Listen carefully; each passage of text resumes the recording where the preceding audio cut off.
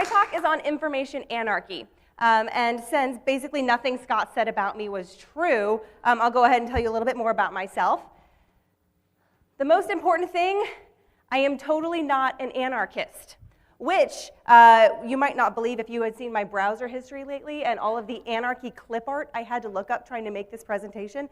It's actually, anarchy clip art is a real thing, and I couldn't use any of it because it was like on the other side of the line of what I think I could have gotten approved. I am a SANS instructor. I wrote a book with Scott called Intelligence-Driven Incident Response, and I am a player of random musical instruments. You all saw my ukulele skills. I also play the steel drums, and there was a brief stint in high school where I was part of a kazoo band. It ended poorly, creative differences, and turns out kazoos are a terrible instrument. But the most important thing about my biography for this talk is that I run threat intelligence for Rapid7. And if anyone's familiar with Rapid7, we have a lot of different tools we use. We have a vulnerability scanner, incident detection and response, services and consulting. We have the Metasploit framework that we use for penetration testing. And so I kind of coordinate and liaise with all of these different organizations. The goal of the threat intelligence I provide to them is to get the right information to the right people on time. And that's really, really important to me. And it got really, really difficult in 2017 to achieve that goal. And that's because people would come to me, usually maybe once a month, and they would say, hey, I heard this thing, and it sounds really scary, and what do I need to do? And so I would take the time to figure out what is this thing, where do they hear about it, and what can they do? And a lot of times it turned out that that wasn't actually based on accurate information. And once a month turned into once a week, turned into once a day.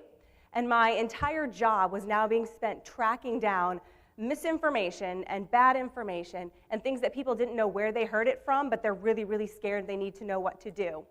And I actually, Chris's presentation earlier gave me the words to describe what I was going through. And I was using all of my cognitive processing on tracking down bad information, and I was mentally exhausted. It got to the point where somebody would send me a link, any link in Slack, and I would be like, ugh, this again, and I would be angry. So I decided I had to do something about that. Plan A was I was going to just stop, and I was going to go raise chickens somewhere. But my HOA doesn't allow us to have poultry, so I had to come up with a better plan.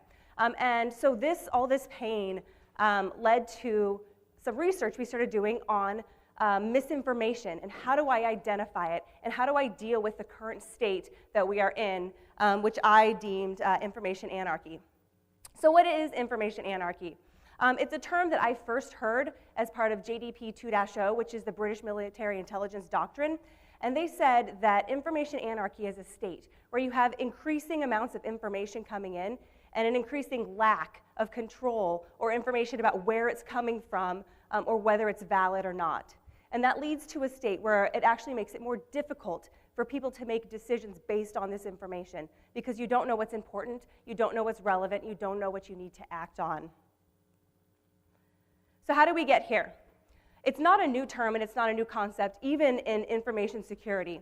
There was a paper in 1995 written by a gentleman named Don Parker called A New Framework for Information Security to Combat Information Anarchy. 1995. I wish I had been paying a little bit better attention, but I was really caught up with my kazoo band at that time. But 2018, we still have this problem. We still have this issue.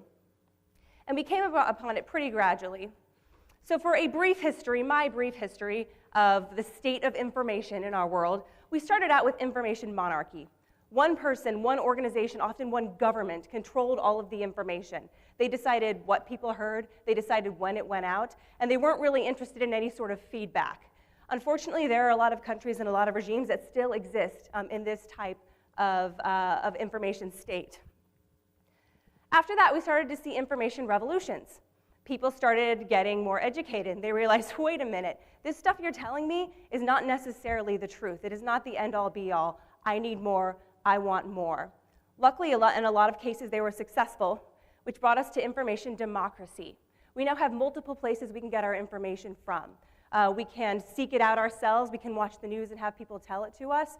We can read peer-reviewed journals. And while I flashed, I'm not an anarchist, I should be saying, yay, information democracy, that's the best. But it had its problems as well. And one of the problems is that people started, the news people who are creating this information, started competing for readers. You want ratings. Where people spend their time and their money, that is where they wanted the readers to be. So we started seeing this fight for ratings. And because of that, we started seeing people doing things like posting the sensationalized stories and the fear, uncertainty, and doubt and the FUD in order to get those ratings and become the best news source. So that was bad enough. But then we had social media. And social media basically allowed anybody to be their own news source. You can post anything you want. Doesn't have to be real. It doesn't have to be right. You can literally post anything. Like I said, try it. Please don't. It hurts my heart. But after that, it became so hard to know what is a real news source, what is a new news source, what is the blog somebody's running it, but it sounds legitimate. And that brought us to our state of information anarchy, where we have so much information. Some of it's good, some of it's bad, and we just really don't often know a good way to find out. And that's where I was spending all of that cognitive processing time, was trying to sort out what's good from what's bad. So throughout this research, we realized that it isn't just good information and bad information. There's lots of different types of misinformation out there. These are some broad categories that I identified through our research. There's lots of subcategories throughout it. But the first one is innocent mistakes. Sometimes some people just get it wrong, and it's not intentional. They're following their processes. The same happens to us in intelligence analysis. We can do our best job. We can make our best guesses. We can use all the tools and resources we have, and sometimes it's still just not right. When this happens, though, and this used to happen a lot more often, it needs to be corrected when you identify that. If new information comes in, or if you realize you made a mistake, there needs to be corrected. And unfortunately, what we've seen is that even when it is corrected, it's really hard to know that something you read yesterday is no longer accurate. There is a really good resource I found. It's a website called newsdiffs.org, newsdiffs.org. And it's a project where they catalog about a handful of the most common media outlets, like the New York Times and the Wall Street Journal. And they will provide updates on when articles have been changed. So you can see the changes side by side, so you know when new information has been introduced. But it is actually really, really hard even to go in and identify when somebody did make this kind of innocent mistake in their reporting. The next one, I see this a lot. And I've determined that a lot of my heartache in 2017 was because of this type of misinformation, a hypothesis as a fact. A lot of these attacks we saw, WannaCry and NotPetya and things like that, the commentary and the information that was out there about it was people trying to do their analysis in real time, often over social media or in the actual press. They might have been good ideas. They were definitely something that somebody should continue to research and find out what the outcome was. But when they make it to the news and they make it to something people are reading, it is really hard to know whether or not you should act on it, because they don't actually tell you that this isn't final. And so this is a problem because people rush. When these new breaking attacks come out, or these new vulnerabilities are announced, we want to get information out quickly. But that quick is often compromising our ability to provide accurate information. And it's not always intentional. I know I've had times when something happens and someone calls me and says, hey, like, what's going on? And I say, all right, well, we're still investigating. I don't have all the details, but it looks like it was X, Y, and Z. I'm pretty sure then I read it, and somebody's published that, and they've cut out all of my qualifiers, and it just says, Rebekah Brown says X, Y, Z. And that's really unfortunate, because now I'm contributing to the confusion. So the third category is something I think we see a lot, and this is the only time in my talk I'm going to say this, when people talk about fake news. It's someone pushing an agenda. This is essentially everything that crazy aunt you have posts to Facebook, where you're like, really? You know that's not true. But it's something that confirms somebody's existing biases. A lot of the cognitive biases we talk about in intelligence analysis, you will find these reports full of things like that. And it comes in multiple forms. It can be either somebody trying to push an agenda of, I want people to be scared about their security. I want them to think they're vulnerable, because then they'll call us and they'll need more security services. Or it can be somebody saying, well, this is the the political agenda I want to push. And so I'm going to pull everything out and formulate this news in a way that is going to encourage people to believe my way of thinking. And then the fourth category is intentional disinformation. We actually see this pretty rarely in information security news. A lot of times what we see are the second and third level effects of a disinformation campaign, but it's pretty rare that there is formal active measures behind the things we respond to. And that's because these are, Thomas talked about some active measures this morning. There's a really good quote I like from a colonel who is in the East German Foreign Intelligence Services. He's in charge of their disinformation. And he says, our friends in Russia call it disinformation. Our enemies in America call it active measures. And as for me, I call it my favorite pastime. Disinformation is an operation. This image comes from Operation Infection, which was a Russian disinformation campaign that they ran in the 80s. And they started, inserting information and starting conjecture and getting people to think that the AIDS epidemic that was being experienced in the US was actually US biological weapons. And we say that now and it doesn't make a lot of sense. But if you look at what was going on at the time, we had just come out of Vietnam where biological weapons were used. There were prisoners of war who had been captured in Vietnam who gave coerced confessions saying that yes, the US is employing nuclear weapons. And during the Cold War, when we're trying to increase military spending, it was probably in Russia's best interest for the US public to not trust their government and not trust their military. And so this campaign was very involved. It involved, faking research in scientific journals and all these sorts of activities. So misinformation is not trivial, or disinformation is not trivial. And we do see it, like I said, we'll see second and third level effects. But in most cases, if somebody is just publishing a dumb article that I have to respond to, it's not disinformation, it's misinformation. All right, so how can we identify it? It's good to have a better idea of what misinformation is and what kind of categories things go into, but I still need to free up my time. I still need to be able to have shortcuts. They're going to help me get through all of this bad information so I can focus on what's really important to my job. So there's a couple different techniques that I've come up with. So are there any Zombieland fans in here? What's rule number one? Cardio. Well, since Alex Pinto has already claimed cardio is rule number one for machine learning, I'm going to go ahead and say rule number one for misinformation is sourcing. Where does the information come from? Identifying the source and being able to know whether or not it's a valid source is going to cut all that information you have to respond to by about half. When we were responding to WannaCry and trying to identify what was going on, as we kind of worked through this little war room across all of Rapid7, I had one person who kept saying, I have IOCs, I have IOCs. And it would send me this list in Excel of some IPs and domains.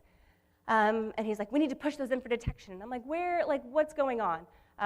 One of the guys I work with jokes that I am the great Intel firewall because nothing goes into our detection systems unless I approve it.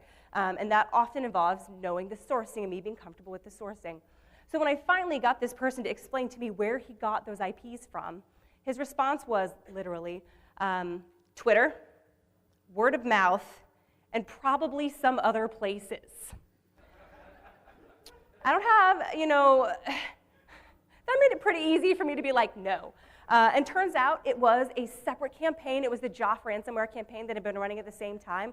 But the unfortunate thing is, if you look through a lot of threat intelligence tools, especially aggregators, you will see those IPs and those domains listed as tied to WannaCry.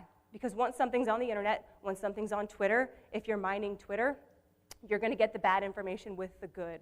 So even though we are able to identify that that was not linked, if you go look it up today, you will have a really hard time figuring that out. You would have to go back to the actual source of the source who later corrected it. And so just kidding, totally different thing. But it's not that easy to do. But so when we're looking at sourcing, the things you want to know are, where did the information come from? A lot of times, like I said, that itself will be like, nope, not acting on this. The next thing is, can you access the source material? If they say, oh, it came from a report from CrowdStrike. Okay, cool. Can I actually see that report? Can I get that report to validate, to verify, to answer any follow-up questions that I have? A lot of times the answer is no, and that makes it really, really difficult to do your job. But if you are able to see the original source, who is being cited, what report, what analysis, what Twitter post in some cases, that will give you a lot better idea of whether or not it's something you can follow up on. And then finally, was a structured analytic method used? When you read through this, whoever they're talking about where this information came from, did they go through some sort of process to get from point A to point B? Carmen spoke about how structured analytic techniques are not always necessary, and that's absolutely true, but I want to know that there was some sort of analytic process that happened to get to the information I'm being asked to respond to. So the next thing we looked at after sourcing was linguistic methods. One of the things I wrote up in my bio is that I'm writing my master's thesis. And my thesis is, or my degree is in Homeland Security with a cybersecurity focus and a graduate certificate in intelligence analysis. So I take a lot of weird classes. And one of my favorites was actually called Intelligence Profiling of Leaders, which, I read intelligence profiling and I was like, whoa, pretty sure we're not supposed to do that. But when you're talking about leaders, it was actually really helpful to understand how these people who are making decisions operate and how they think and what motivates them.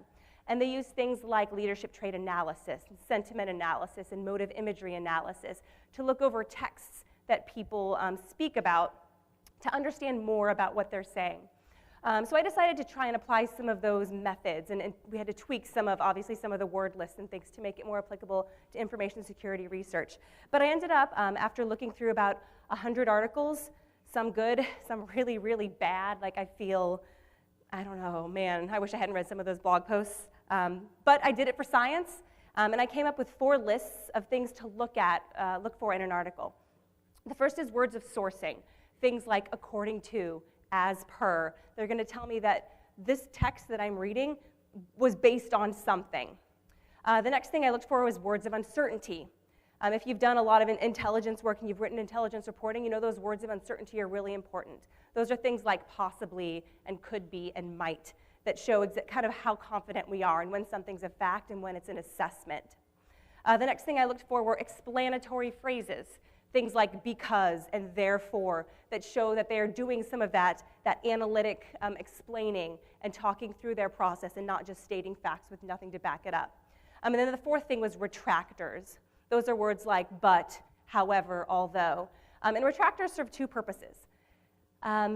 Sometimes retractors actually show complexity, which we're going to talk about next, meaning that somebody can identify that there's more than one side to a story, or there might be concerns, and they can address them as part of their own analysis, and those are good. And then there's retractors where people kind of want to give themselves a way out. They could be like, that was totally China who attacked those, but, who do I know? It could be anybody. So you've made this very blatant statement, and then you've kind of tried to walk yourself back. People are going to remember that blatant statement, and then it turns out you're wrong. You can go back and be like, hey, I said, what do I know? So retractors are often used as a way of kind of letting yourself state something sensational without having to, be accountable for it later. Like I said, we did this across 100 different documents, refined our word lists, had some issues. May was one of our words of uncertainty. We found huge spikes in reports that came out in the month of May. So we had to do some tweaking. I have a great data science team, so I'm very, very thankful they helped me with those. But for our case study, we took 7 different articles about the DNC hack. 5 had some pretty blatant misinformation and bad information. 2 were pretty, we viewed them as these are objective. They're conveying the facts. And we kind of ran them through just to see what it looked like. So what we found was a couple different interesting things. Our explanatory and our retractors were kind of basically consistent. And this was, for anybody who does data scientists, this was normalized by words in the article. So we did a percentage of words in the article rather than just a raw count.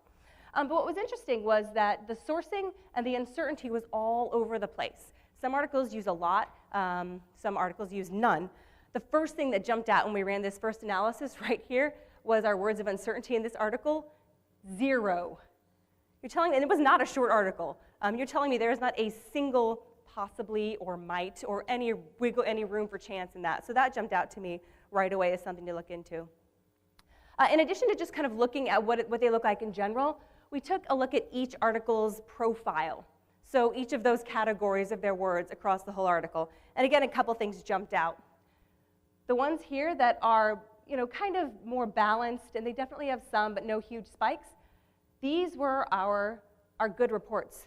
So right off the bat, that told me that, okay, you know what? That balance in that middle line, there's something to that. Again, we have our one with 0 words of uncertainty, tons of sourcing. Our IVN, which stands for Independent Voter Network, and that, hey, they're saying they're independent, so I'm trusting that they're objective. But they had basically none. They had very, very small counts of any of those words. So we generated a heat map because we love heat maps. And what we saw were right around here, this is the midline, kind of that orangish, pinkish to purple color. And so our two control documents were kind of more consistent and more in the midline. Here's our IVN report right there with basically nothing. And then we had a couple of different reports with things like high sourcing and not much else. And we could kind of start to see the fingerprint. What does a good piece of information look like versus something that I know is bad? Again, I'm not looking for perfection, I'm looking for shortcuts. I'm looking for something that's going to help me quickly identify whether or not this is worth my time. So we found a couple of trends by then going back in and reading more about the document or more about the articles and looking for where it fit in those different categories. So we found a couple trends. So the first one, in documents where they had high sourcing and high words of uncertainty, those tended to be more of those hypotheses as facts. There was a source, somebody was willing to talk to somebody, they could say who was being cited, but there were lots of high words of uncertainty. It could be, it might be, we'll see, we'll find out. So looking for that particular pattern is a good way to identify that type of misinformation. We also saw high words of sourcing and then low uncertainty and low explanatory fit the pattern of pushing an agenda. And what we found when we went back to look in more detail was that they had high sourcing, but the sources were things like, according to an anonymous source, or according to somebody close to the information. And I'm like, wait a minute. You're saying the right words to make me think that you have talked to somebody about this, but you're not giving me any information. So the next stage of our research, we're going to start applying tags. So when we look for words of sourcing, we're going to try and identify whether it's a person's name versus, somebody close to the president. Because let's face it, we're all here in Bethesda. Compared to most of the world, we are relatively close to the president. I feel like we can go ahead and start citing things. The next one we found is low everything. And this was our IVN report and a couple other opinion pieces. This is the profile of an opinion piece pushing an agenda. There's not a lot of sourcing because it's somebody's own opinion. There's not a lot of words of uncertainty because they are certain of their position. Not a lot of explanations, not a lot of retractors. So when you see that low pattern, I would not even really waste my time on that because that's likely to be opinion, not fact. And then none of the information in our sample fit this profile, but we started looking out for, okay, what does disinformation actually look like? So we had to go back and pull different documents from like the CIA archives that have been published. And we found in a lot of cases that information that was being sent out as kind of propaganda and disinformation had high words of uncertainty and high retractors. Again, they want to be able to back themselves out. All they want to do is sow those seeds of doubt in your mind. And there was low sourcing and low explanation. So again, that's just something to look for. We're, like I said, we're kind of still tweaking our algorithms. We've already got more things we want to look for. But we want to make kind of this mechanism that we use to do this quick fingerprint available, just in case it does help other people kind of understand how to handle a lot of the information that's out there.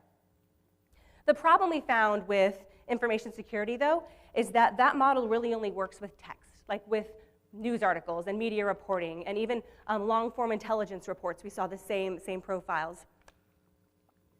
But it doesn't work really well for things like malware analysis or technical blogs or vulnerability disclosure. So what we started looking for there is something called Integrative Complexity, which is a score from 1 to 7 that looks at how complex not the content, but the way that words are put together and the way that they are structured. So it looks for two things. Differentiation. How well can I identify that there's more than one possible answer or outcome or consideration? And then integration, which is how well can I piece together different informations and draw those connections between different things. It is really hard, really, really hard to automate integrative complexity. A lot of people have tried. There's some documentation out there about how to do it. But the recommended way to handle it is still like hand coding, which is not going to save me any processing power there. So what I started doing with this is coming up with some rules of thumb for the very simple versus the very complex documents, with the idea that the more complex it is, the more likely it has been well-researched and thorough. So some tips for that are, when you start to see words like just or always or never, that's the indication of a more simplistic viewpoint. Look for synthesis of multiple data sources. That's when we talk about that integration. If somebody's taken more things into account, they've probably done some more thorough research. Look for counterpoints or arguments to be preemptively addressed, especially with a lot of things that we do. There are going to be counterpoints. And if there's an analyst who can identify those and say, well, yes, we know that sometimes people run this against this type of system, and so we would expect to see this sort of thing. But in this case, we saw, when they're doing that type of analysis, I have a little more faith that it's worth my time.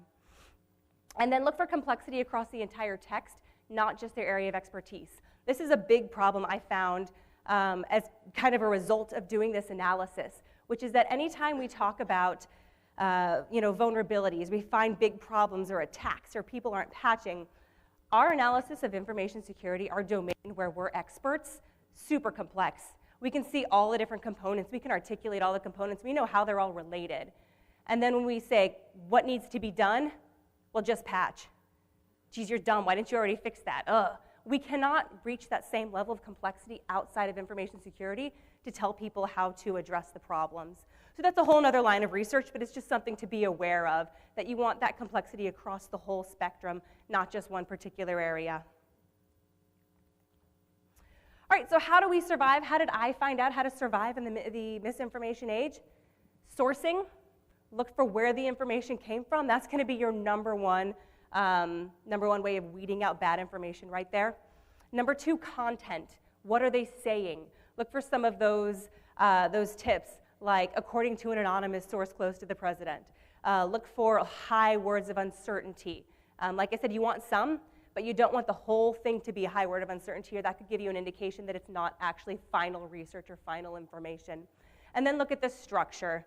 Like I said, anytime somebody says always or never or just, I'm immediately suspicious. Sometimes they are good cases for that, but it is kind of a good flag to look for. And then finally, let's not just survive. Let's change things. Let's not make it more and more piled on of bad information. A lot of us in this room, we have the ability to create content. We provide input to media, to information report, to InfoSec reporting, to blogs. Make sure that you are taking the time to do good analysis, to identify your sources and validate them before you start putting information out. It's great if you go back and fix it after you need it, but the best way to make sure people are getting the right information is to put it out there and take the extra time to be thorough. Let's raise the bar, and if that requires raising it a little hell and turning the current way that we're doing things on its head, I'm okay with that too. Like I said, totally not an anarchist.